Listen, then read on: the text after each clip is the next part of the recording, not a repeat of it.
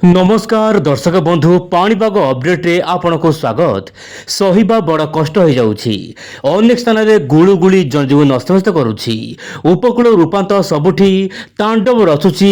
प्रबल मात्रा रे गरम आभ्यंतर जिले तापमात्रा 44 डिग्री टपी गलानी एवं लोक माने कहिलेनी त्राही त्राही डाकिलेनी। तबे कोन हे पाणीपाग मिजाज आगामी 24 घंटा वर्षा को लेकी बड़ खबर रहिछि। एही सब जिल्ला रे होई पारे काल बैसाखी वर्षा। आसंतु आज अपडेट रे आलोचना दर्शक बंधु आप जिले देखुं आज भिडियो आप निश्चय पर कमेंट करूँ। आसना आलोचना करबा आज पाणीपाग अपडेट।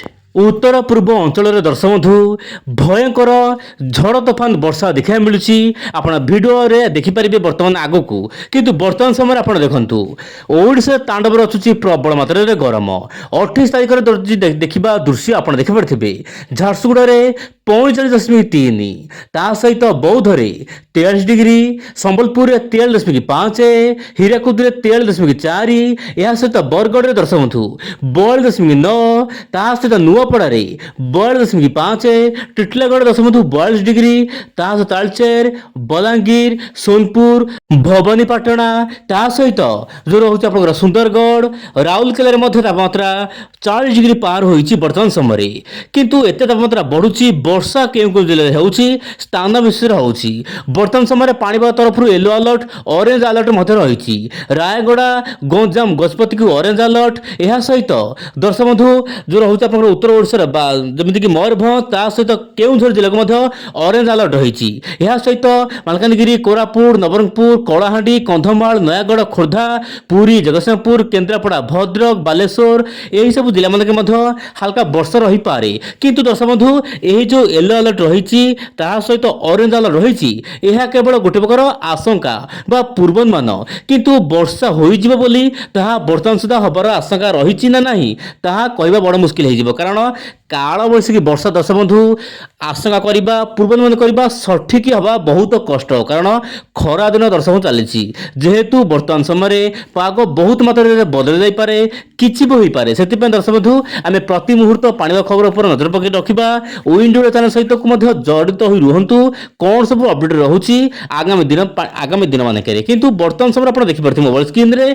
ओडिशा रे काल बैसाखी वायु चल जना पड़ुछि कहीं जो रोचे पूर्वलु वायु बहु मात्रा सक्रिय रोचे।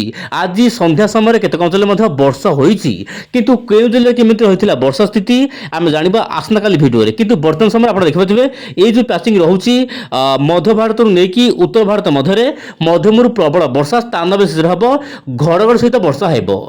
दर्शक बंधु तांडव रचिला भयंकर काल बैसाखी वर्षा बांग्लादेश सहित पश्चिमबंग यह सहित सिक्किम आखपाख अंचल में प्रबल अति प्रबल झड़ वर्षा रही पारे। सिक्किम केतक जिला को वर्तमान रेड अलर्ट जारी करिछि भारतीय पाणीपाग विभाग। यह सहित उत्तर पूर्व राज्य गुड़िक मध्यम प्रबल वर्षा रही पारे। यह सहित ओडिशा रे आगामी 3-4 दिन सामान्य पाग मेघुआ रहिबो तापमात्रा से बढ़िबार आशंका नहीं किंतु गुळुगुळी रहिबो जेहेतु सामुद्रिक वायु प्रभाव रहुची गुळुगुळी रहिबो किंतु दर्शक बंधु तापमात्रा जो 45 पाखापाखि रहुथिला सामान्य उन्नति घटी पारे बोली वर्तमान समय अपडेट आसुची देखिबार कथा आगामी पाणीपाग नेकी आउ सब कोन नुआ नुआ तथ्य आसुची। एपटे दर्शक बंधु मॉडल माने पूर्वानुमान कलेनी दुई सागर सक्रिय रहिबो पूर्व वीडियो माने आपण जानिथिबे आपण को कहिथिली कि दुई सागर सक्रिय रहिबो सेति पई जीपीएस मॉडल मध्ये प्रथम पूर्वानुमान करिछि एवं वर्तमान यह दर्शाउछि कि अरब सागर गोटिए साइक्लोन सृष्टि होई पारे एवं यह लैंडफॉल करिपारे केरल नेकी महाराष्ट्र गोवा आखपाख अंचल में। दर्शक बंधु आप देखिए मोबाइल स्क्रीन रे जहाँकि जीएफएस मॉडल ग्लोबल सिस्टम आकलन करुच्ची किंतु केवल आकलन दर्शक बंधु केवल आकलन वर्तमान पूर्वानुमान करवा सठिक हेब नाही कारण आम दीर्घमियादी आकलन को आकलन करुचे किंतु एबेठु सठिक भाविबा भूल हो किंतु जहाँ अपडेट रोचे वर्तमान समय जीएफएस मॉडल आकलन करुच्ची अरब सागर सृष्टि हो पारे लघुचाप प्राय दर्शक बंधु मे 12 तारिख सुधा गोटे बात्या रूप नहीं पारे किंतु यह केते सत केते मिछ यह केउ दिगरे जीवो यह सृष्टि हेबो कि नाही वर्तमान कहबा बड़ मुश्किल हे जीवो केवल गोटिए मॉडल को आकलन करी आमे बात्या हबो बोली कहबा ता ठीक हेबो नाही। आमे प्रति मुहूर्त भारतीय पाणीपाग कोन सब अपडेट रहउची आमे फॉलो करबा उचित। तो एबे आपण देखिले पाणीपाग मिजाज आगामी 24 घंटा आगामी दिन रे केमित रहबो प्रतिदिन पाणीपाग खबर पाई ओइन डोडा चैनल सहित जड़ित होई रहंतु। नमस्कार जय जगन्नाथ दर्शक बंधु।